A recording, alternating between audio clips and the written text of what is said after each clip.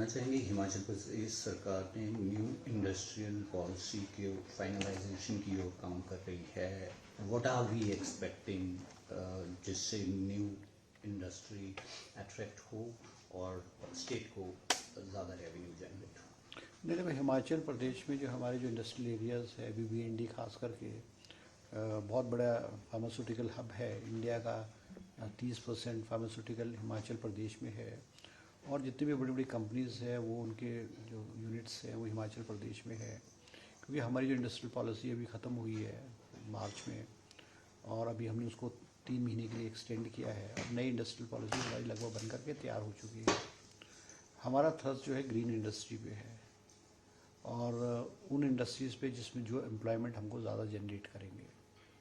और एक और बात है कि हम जो कुछ यूनिट्स ऐसे हैं कि जो ज़्यादा बिजली कंज्यूम करते हैं, जैसे स्टील यूनिट्स हैं, सरिये वाले यूनिट्स हैं या एथेनॉल वाले यूनिट्स हैं जो पानी और बिजली को ज़्यादा कंज्यूम करते हैं, उसको हम डिस्करेज करेंगे इस पॉलिसी में। हमारी जो फूड बेस्ड इंडस्ट्री है, फ्रूट बेस्ड इंडस्ट्री है, हमारे लोकल प्रोडक्ट्स की इंडस्ट्रीज़ है, उसको जो है हम प्रोत्साहन देंगे। और एक और बात हम इस इंडस्ट्रियल पॉलिसी में जो करेंगे कि हम इंडस्ट्रियल एरियाज़ जो है प्राइवेट सेक्टर के लिए भी खोलेंगे। क्योंकि अभी तक तो हम जो है इंडस्ट्री डिपार्टमेंट है या HPSIDC है वही इंडस्ट्रियल एरियाज़ को डेवलप करते थे, मगर हम अब क्योंकि और स्टेट्स में भी खास करके हरियाणा में प्राइवेट सेक्टर्स को बहुत लार्ज स्केल के इंडस्ट्रियल एरियाज़ के लिए उनको इन्वाइट किया है, तो हम भी अपनी इंडस्ट्रियल पॉलिसी में जो है प्राइवेट लोगों को अपने इंडस्ट्रियल एरियाज़ डेवलप करेंगे तो हम उनको प्रोत्साहन देंगे। बाकी और इंसेंटिव जो है इन टर्म्स ऑफ टैक्सेशन वो हम करेंगे।